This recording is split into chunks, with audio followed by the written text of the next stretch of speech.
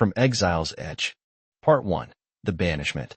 Chief Engineer Nikolai Volkov's hands trembled as he studied the diagnostics display. The colony ship Endurance groaned around him, her systems strained beyond design specifications. 3 years into their forced exile, and already the fleet was showing critical signs of wear. Engineer Volkov, the captain requests your presence on the bridge, announced his assistant, Junwei, voice tight with the same tension that gripped the entire crew. Tell her I'll be there shortly, Nikolai replied, downloading the troubling data to his personal tablet. He cast one last glance at the pulsing red indicators before making his way through the narrow corridors. The Endurance was one of 12 massive vessels carrying the remnants of Earth's population, nearly 2 million souls in total, most in cryostasis, toward the uncharted territories beyond the Vega expanse. Not by choice, but by decree of the Galactic Concord, the coalition of advanced species that had watched humanity's development with growing concern for decades. Humanity's crime? Developing neural-integrated quantum computing technology the Concord had explicitly forbidden as too dangerous for immature species. When diplomatic warnings failed, the Concord presented Earth's governments with an ultimatum: face orbital bombardment or accept permanent exile beyond Concord space. Captain Delia Reyes looked up as Nikolai entered the bridge. Once a decorated officer in Earth's Unified Space Command, she now bore the burden of shepherding 180,000 lives to an uncertain future. You have news? She asked, her dark eyes searching his face. Nothing good, Nikolai admitted. The antimatter containment systems are degrading faster than projected. At current rates, we'll have power failures before we reach the designated settlement zone. Lieutenant Farid Nasser, the navigation officer, swore under his breath. That's still 12 years away at minimum velocity. Could we divert to a closer system? Asked Reyes. Nasser shook his head. The Concord's escort vessels are still monitoring our trajectory. Any deviation, and they'll consider the exile agreement violated. The unspoken consequence hung in the air. The Concord battlecruisers could obliterate the fleet with minimal effort. Then we need to find another solution, Reyes stated flatly. What about the other ships? Similar issues across the fleet, Nikolai replied. We built these vessels in haste. They weren't designed for a journey of this duration. And the Concord knew it, added Dr. Valentina Petrov, the fleet's chief scientist. The silver-haired biophysicist had opposed the development of the forbidden technology, warning that it would draw unwanted attention. Now she, like all of them, was paying the price for her colleague's ambition. We have a complication, announced Communications Officer Hiroshi Tanaka. The Perseverance is requesting emergency consultation. Their life support systems are failing on decks 7 through 12. Captain Reyes closed her eyes briefly. Tell Captain Becky we'll dispatch Engineer Volkov immediately. Prepare a shuttle.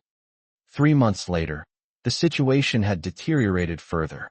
4 of the 12 ships now operated on emergency power protocols. Cryostasis failures had claimed over 300 lives. The fleet's council had convened an emergency session aboard the Endurance. We can't continue on this course, declared Captain Theodorum Becky of the Perseverance. The Concord has sentenced us to death, just a slower one than orbital bombardment. What choice do we have? Countered Captain Reyes. The escort ships left us 3 weeks ago, Becky interrupted. Their final transmission indicated they considered their duty complete. They believe we're too committed to our course to turn back, and too crippled to pose any future threat. A tense silence fell over the gathered leadership.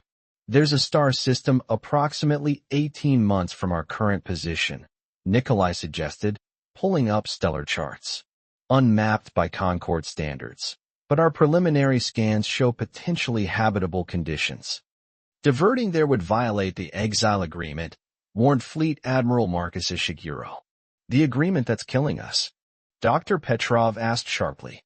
I think survival takes precedence over honoring terms with those who abandoned us to die. The vote was unanimous.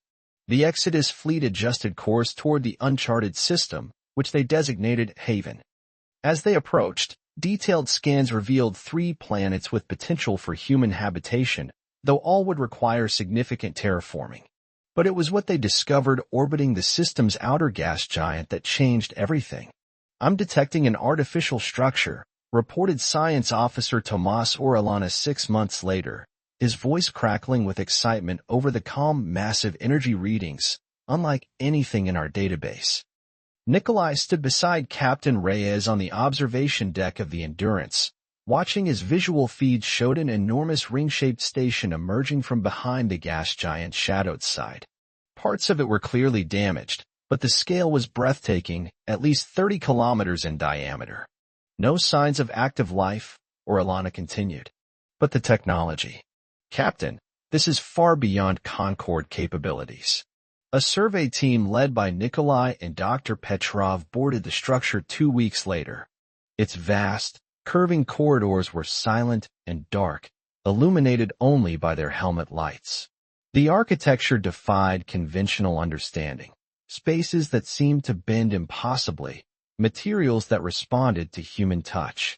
"This station is ancient," Valentino whispered as they entered what appeared to be a central control chamber. "But look, the systems are activating in our presence." Around them, dormant consoles flickered to life, holographic displays materializing with incomprehensible symbols and diagrams. "It's scanning us," warned Security Chief Ramirez, raising her weapon instinctively. But Nikolai felt no threat, only a strange sense of welcome. When he approached the central crystalline pillar that dominated the chamber, it pulsed with gentle blue light. Interfaces formed around his outstretched hands. "It's responding to human neural patterns," he realized with sudden clarity. "The same technology that got us banished, it's compatible with this station's systems." Over the following months, the fleet anchored to the ancient station, which they named Nexus. Teams worked tirelessly to understand its technology and integrate their systems. They discovered the station had been built by a long-vanished species the Concorde records had mentioned only in passing, the precursors, who had seeded the galaxy with technology beyond even current Concorde understanding. Most significantly, they found that the station could manufacture materials and components that could not only repair their ships but transform them. The neural quantum computing that had led to their exile proved to be the key to unlocking the station's vast knowledge repository. 5 years after discovering Nexus, humanity had established a thriving settlement. The station's manufacturing capabilities had been adapted to produce advanced defense systems, sustainable habitats, and revolutionary propulsion technology. "We came here expecting to struggle for survival," Nikolai said, standing with Captain Reyes, now Governor Reyes, on Nexus's newly constructed observation platform. "Instead, we've been given the tools to forge a new civilization, one that might someday surpass even the Concorde." Reyes nodded thoughtfully, watching as construction drones swarmed around a newly designed vessel, the first of humanity's next-generation ships. "The question is," she mused, "when we're ready, do we reveal ourselves to those who cast us out? Or do we let them believe their punishment succeeded?" Nikolai had no answer. But as he gazed at the starscape before them, he felt certain of one thing. Humanity's exile had not been an end, but an unexpected beginning. The Ascension. Fleet Captain Lyra Okoye stood motionless on the command deck of the Vanguard, humanity's most advanced warship and the pride of the Nexus Federation. 150 years had passed since humanity's exile and subsequent discovery of the precursor station. What had begun as desperation had evolved into strength beyond imagination. "Approaching Concorde Border Station," announced Tactical Officer Wei Zhao. "Their sensors have detected us, Captain." "As expected," Lyra replied calmly. "Open communications channel." The view screen flickered to life, revealing the startled face of a Thrydaxian border commander, scaled skin flushing deep purple with alarm as he recognized the unmistakably human features of the Vanguard's captain. "Identify yourselves immediately," the commander demanded. "This sector is under Concorde protection." "This is Fleet Captain Lyra Okoye of the Nexus Federation vessel Vanguard," she responded, her voice steady. We are here at the request of Director Helianus of the Concord Security Council. I suggest you verify with Central Command. The Thradaxian's secondary eyelids flickered rapidly, a sign of extreme agitation. Humanity had been absent from Concord space for generations, remembered only in historical archives and cautionary tales about species who defied Concord mandates. "Stand by," he muttered before the screen went dark. Lyra exchanged glances with her executive officer, Commander Jackson Ortega. "Right on script," she murmured. Their response: "Multiple weapon systems activating," Jackson confirmed. "2 patrol cruisers moving to intercept." "Maintain position," Lyra ordered. "Defensive screens only." The border station's commander reappeared minutes later, his demeanor dramatically transformed. "Captain Okoye, you are cleared to proceed to the Concord Central Hub. An escort will guide you." Lyra nodded acknowledgement as the screen darkened. "Well," she said to her bridge crew, "it seems the rumors of the Concord's desperation weren't exaggerated."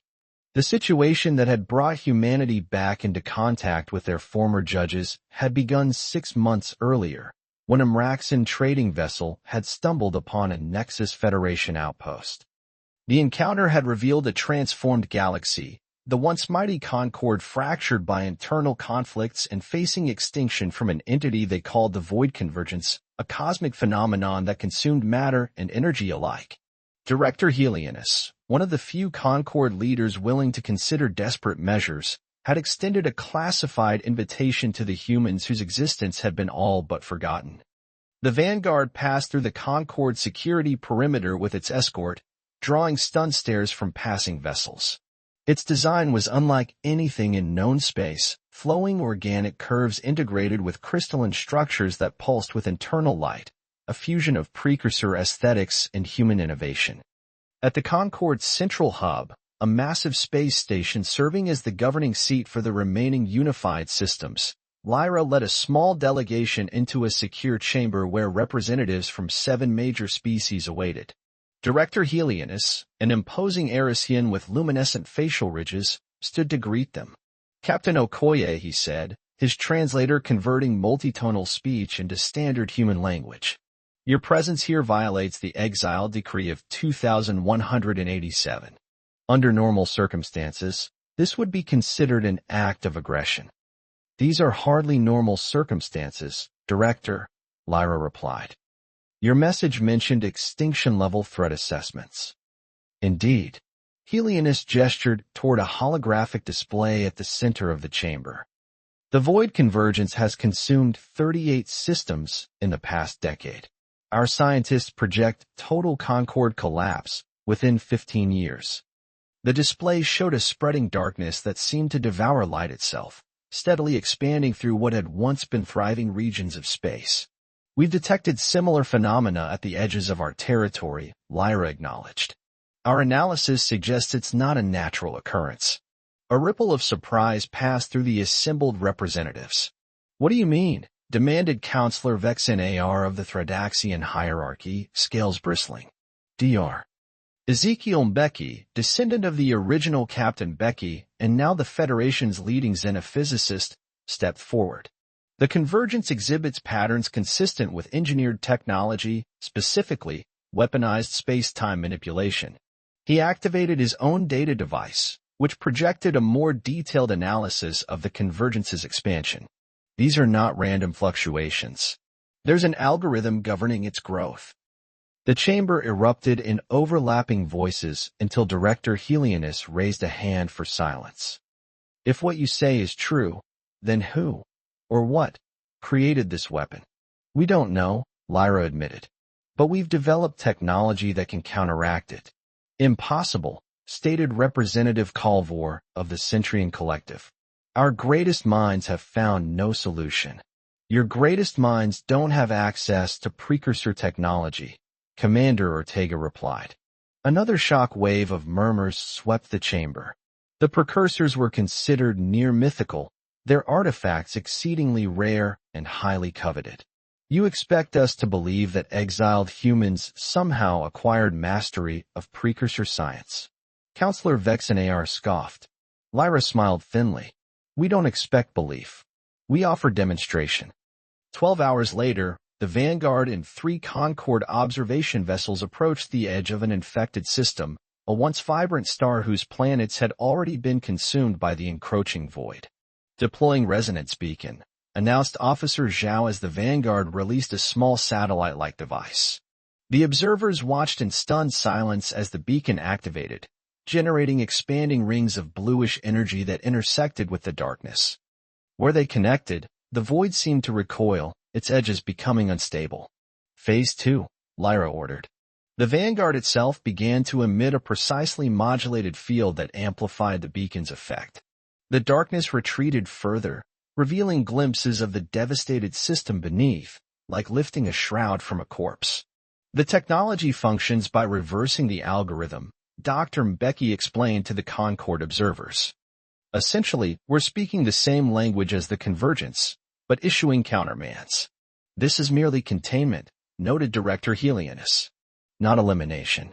True elimination requires deployment of a network of these devices throughout infected space, Lyra confirmed. Along with detailed knowledge of the Convergence's core programming. We've only deciphered portions of it so far. Back at the Concorde hub, the political implications became clear. Humanity possessed the only viable defense against extinction, and they knew it. What do you want in exchange for this technology? Asked Counselor Vexenar bluntly. Lyra looked around the chamber, meeting the eyes of each representative in turn. The complete and unconditional revocation of the exile decree. Recognition of the Nexus Federation as a sovereign power with all associated rights. And reparations for the generations condemned to death. Outrageous. Vexenar sputtered. You were judged according to Concorde law. Laws created by species who now face extinction without our help, Lyra interrupted. Make your choice, Counselor. Pride or survival. Director Helianus raised a calming hand. Perhaps we should discuss terms privately, Captain Okoye. 3 days of tense negotiations followed. Not all Concorde representatives were willing to accept human demands, but as data from the demonstration spread through official channels, resistance weakened. The Void Convergence had already claimed billions of lives. Entire civilizations had been lost. On the 4th day, Lyra stood before the full Concorde assembly as Director Helianus formally announced the terms of agreement. Humanity would provide the technology to combat the Void Convergence in exchange for full integration into interstellar society and substantial concessions. We were wrong, Helianus stated simply, words that hadn't been heard from Concorde leadership in recorded history. The judgment against humanity was based on fear, not wisdom. Today, we correct that error. As the assembly session concluded, Lyra met privately with Dr. Mbeki and Commander Ortega in a secluded observation lounge overlooking the vast station. Phase 1 complete, Mbeki noted quietly, watching distant ships move through the hub's docking patterns. Federation Council will be pleased. And Phase 2? Ortega asked. Lyra gazed out at the stars, the same stars her ancestors had been forced to abandon generations ago. We continue as planned. The technology we've provided will slow the convergence, but not stop it. For complete resolution, the Concorde will need to grant us access to their most restricted archives, where we'll almost certainly find evidence of who really created this weapon, Becky finished. The timing is suspicious, Ortega observed. The convergence appeared just as our intelligence suggested the Concorde had discovered traces of our civilization. Almost as if someone wanted to force this reunion. Lyra nodded slowly. The question is whether that someone is our ally or has plans for both humanity and the Concorde that none of us has foreseen. As they spoke, across the station, Director Helianus accessed a heavily encrypted communication channel. The being who appeared on his private screen was neither human nor any known Concorde species. The humans have returned as predicted, Helianus reported. Their technology is remarkable. Of course it is, the figure replied, voice resonating with ancient patience. We left it for them to find, after all. The children of Earth have finally come home, and the next phase can begin. The director's luminescent ridges pulsed with concern. And the convergence. A necessary catalyst, came the reply. Sometimes evolution requires pressure to achieve its ultimate form. As the communication ended, Helianus gazed out at the vanguard docked at the station's primary berth. Humanity had returned from exile not as supplicants, but as saviors.